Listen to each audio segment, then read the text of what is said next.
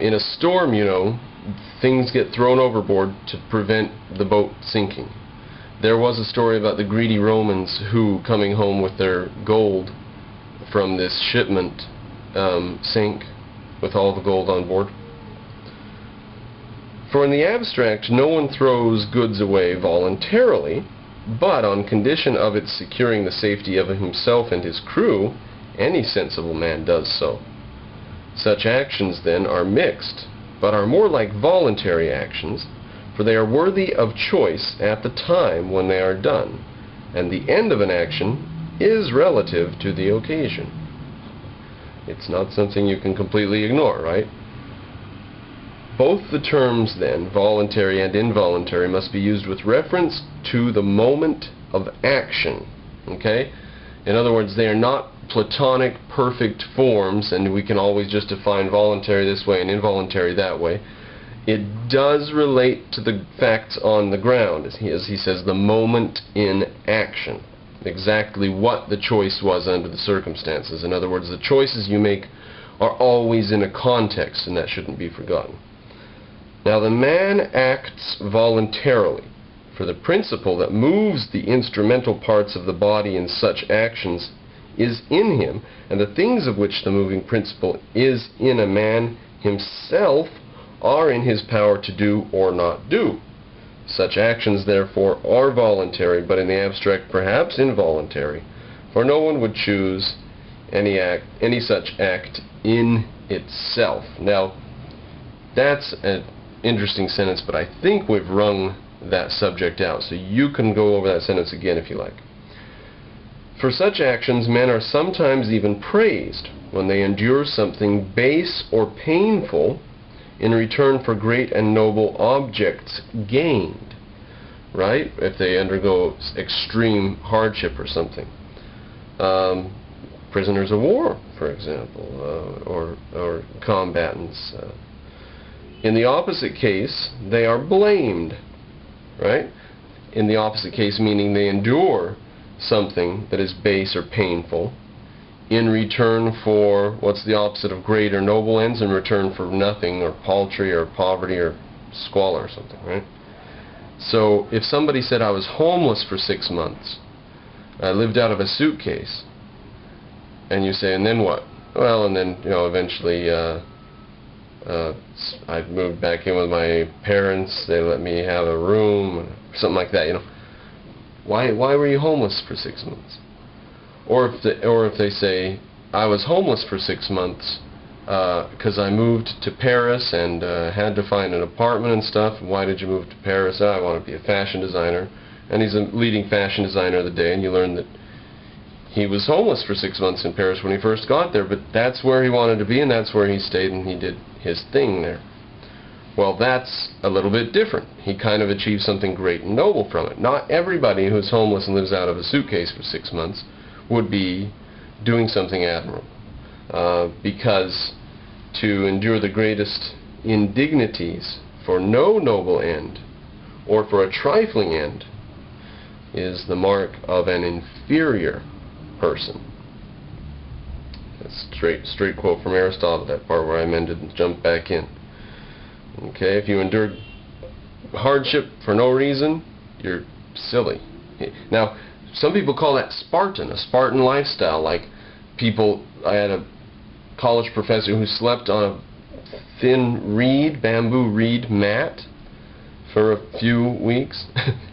He said when he got his new place, that's what and then he said he'll meet halfway. He's got to have a mattress. Not a lot of other furniture, just a mattress. But some people take that as an end in itself, just suffering and pain and endurance. Or like the monks in the Middle Ages that would burn themselves with a candle, burn crosses into themselves. They would eat ashes and drink water that had been used to wash laundry and stuff like that, wear hair shirts. And they do it today. People whip themselves and cut themselves, and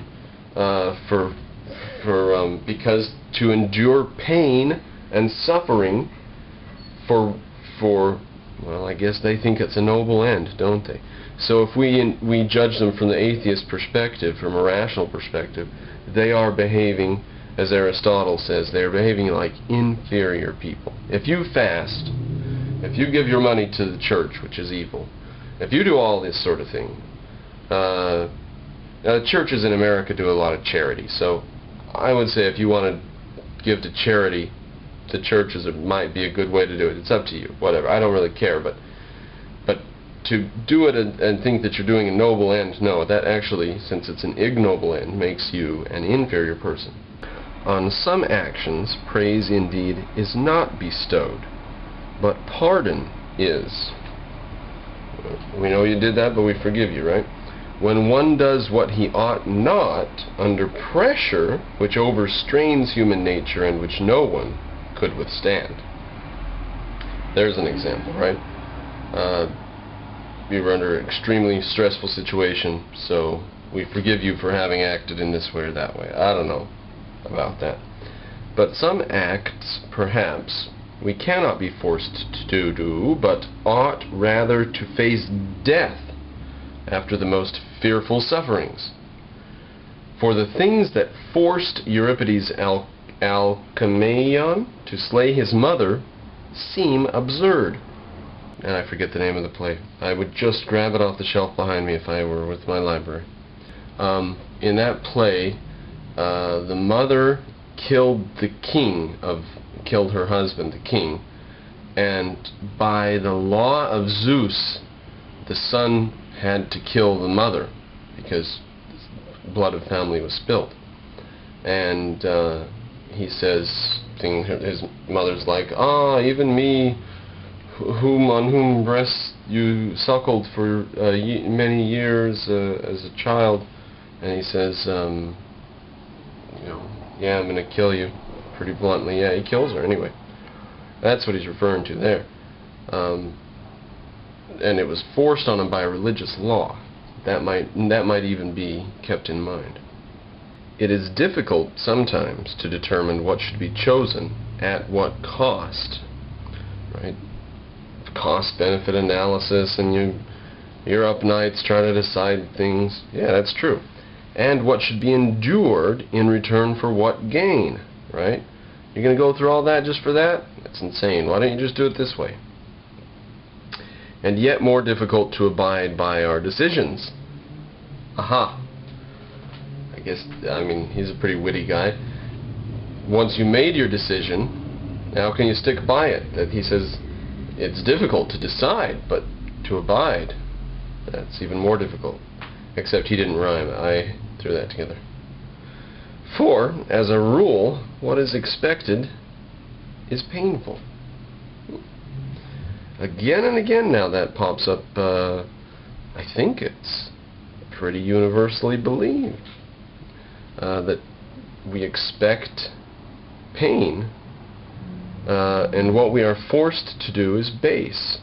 As a rule, what is expected is painful, and what we are forced to do is base. Well, I'll take an example from the audience if anyone wants to put an example of that in the comments. But then he says, and what we are forced to do is base. Base, bad, low, mean, worthless. Why else would people force you to do it? If they're going to force you to do something, it's probably going to suck. They don't force you to have sex. Oh shit, I guess. But even that wouldn't be, so great. Because I thought, I was thinking that's something that is enjoyable, but I had forgotten for just a moment the millions of prostitutes who are basically slaves in the world. And by the way, I'll just throw this in here for the hell of it. There was some legislation passed which stopped children of a certain age from working in factories to do away with child labor in this place over there somewhere, in one of those island places, Jakarta area, who knows, somewhere over there. Might have been even like Vietnam or something. And in this city, the result was a massive increase by thousands in the number of children who had to make money begging and prostituting, and who just went homeless because they couldn't even get work anymore because it was illegal to give them work. So that